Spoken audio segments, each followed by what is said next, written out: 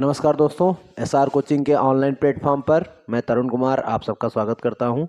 भारतीय संविधान पढ़ रहे थे हम लोग और इसी क्रम में आज हम लोग पढ़ेंगे भारतीय संविधान में किस तरह से राज्यों का गठन किया गया या किस तरह से जो वर्तमान स्वरूप है हमारे देश में राज्यों का जो स्वरूप बन के आया है इस समय जो है हम लोग देख रहे हैं, इसका क्या स्टार्टिंग रही, किस तरह से हम लोग यहाँ तक पहुँचे, आज हम इसको समझने का प्रयास करेंगे।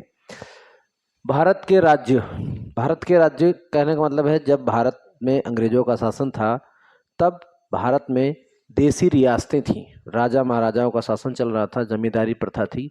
तो वहां पर क्या थी, देसी रियासतें थीं। 562 रियासतें थीं अपने भारत में। 562 में से जब भारतीय संविधान सभा का गठन हुआ तो इनको एकजुट करके एक भारत राज्यों का एक संघ है और उस संघ को बनाया गया। तो इसमें से 559 रियासतों ने तो बहुत ही स्वीकृति के साथ अपने आप को भारतीय संघ में सम्मिलित कर लिया कि हाँ, हम भारत का हिस्सा बनना चाहते हैं। परंतु इनमें से 3 रियासतें ऐसी थीं जिन्होंने इस पर असहमति दर्ज करी कि हम जो है नहीं, भारत का हिस्सा नहीं बनना चाहते या कुछ भी अन्य कारण उनके रहे। तो वो तो 3 रियासतें थीं, उनकी स्थिति कुछ ऐसी थी कि इनको भारत में मिलना बहुत आवश्यक था।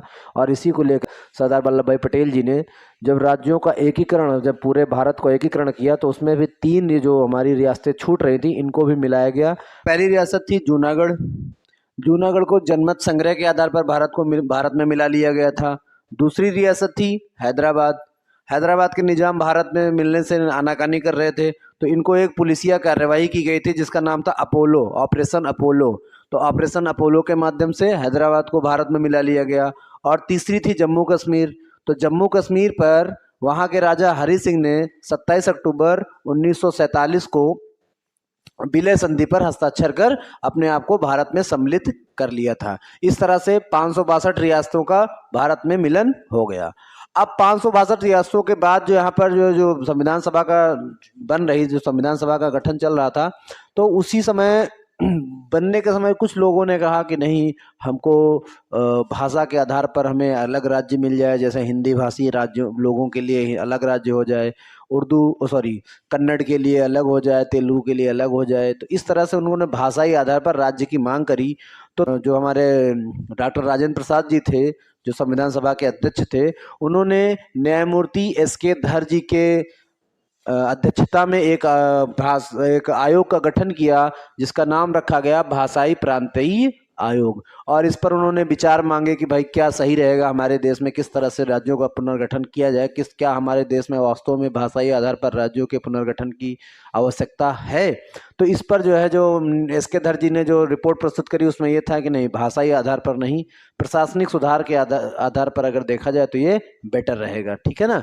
और इसके पश्चात कांग्रेस भी थी, अपने यहाँ जो कांग्रेस थी, तो कांग्रेस की कार्य समिति में भी ये मुद्दा उठाया गया कि नहीं, भाषाई आधार पर राज्य बने या ना बने। तो इस संबंध में कांग्रेस कार्य समिति के द्वारा एक जेवीपी समिति का गठन किया गया। जेवीपी समिति के में 3 लोग थे, पर J for Pandit Jawaharlal Nehru ji, V का मतलब है वल्लभ भाई पटेल जी, और पी का मतलब है पट्टाभी सीतारमैया जी। इस तरह से 3 लोगों को मिलाकर के एक समिति बनाई गई और इस समिति ने भी यही रिपोर्ट प्रस्तुत करी कि नहीं, भाषाई आधार पर राज्यों का जो पुनर्गठन अगर किया जाएगा तो ये हमारे भविष्य के लिए अच्छा नहीं रहेगा।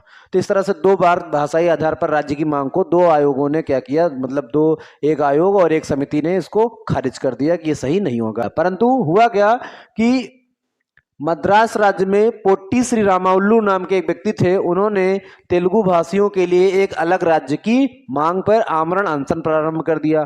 और वो इतना आमरण अनशन पर बैठे और 56 दिनों के बाद उनकी मृत्यु हो गई।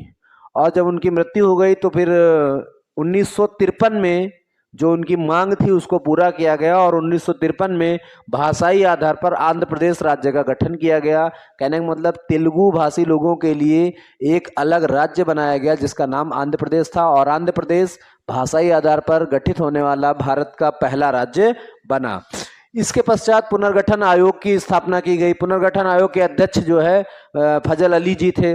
फजल अली जी की अध्यक्षता में जो है पुनरायोग का गठन किया गया और 1956 में जो है इसमें ये पारित किया गया कि 1956 में भारत में 14 राज्य और 5 केंद्र शासित राज्यों के को बना दिया गया, मतलब इसको भारत में फाइनली ये डिसाइड कर दिया गया कि भाई जो भी राज्य थे, जैसे पहले अपने यहाँ उत्तर प्रदेश को संयुक्त प्रांत कहा जाता था, इस तरह से अलग अलग प्रांत हुआ करते थे, तो इनको सीधा सीधे राज्य में डिवाइड कर दिया गया और भारत में 14 राज्य और 5 केंद्र शासित राज्य बन गए। ठीक है। इसके पश्चात जब हमारे यहाँ फ्रांसीसी का शासन था, जब हमारे यहाँ अंग्रेज थे ना, तो उसी समय फ्रांसीसी भी आए हुए थे।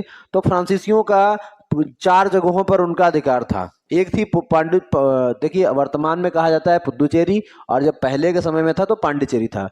तो पुदुचेरी, माहे, यनम और कराईकल 4 क्षेत्रों पर फ्रांसीसियों का अधिकार था। फ्रांसीसी अंग्रेज गए, फ्रांसीसी भी चले गए थे। तो इस तरह से जो फ्रांसीसियों के साथ जो एक समझौता हुआ, और उस समझौते के तहत इन 4 राज्यों को मिला करके एक केंद्र शासित राज्य बनाया गया, जिसका नाम पुदुचेरी है। तत्काल में पांडिचेरी रखा गया था, वर्तमान में इसका नाम पुदुचेरी है। ठीक है ना।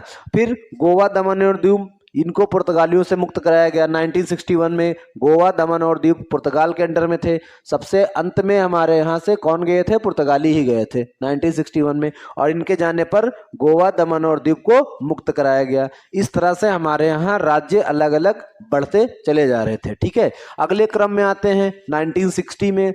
तो 1960 में जो गुजराती भाषा बोलने वाले लोग थे, उनके लिए मुंबई प्रांत से अलग करके एक नया राज्य बनाया गया 1960 में, जिसका नाम था गुजरात।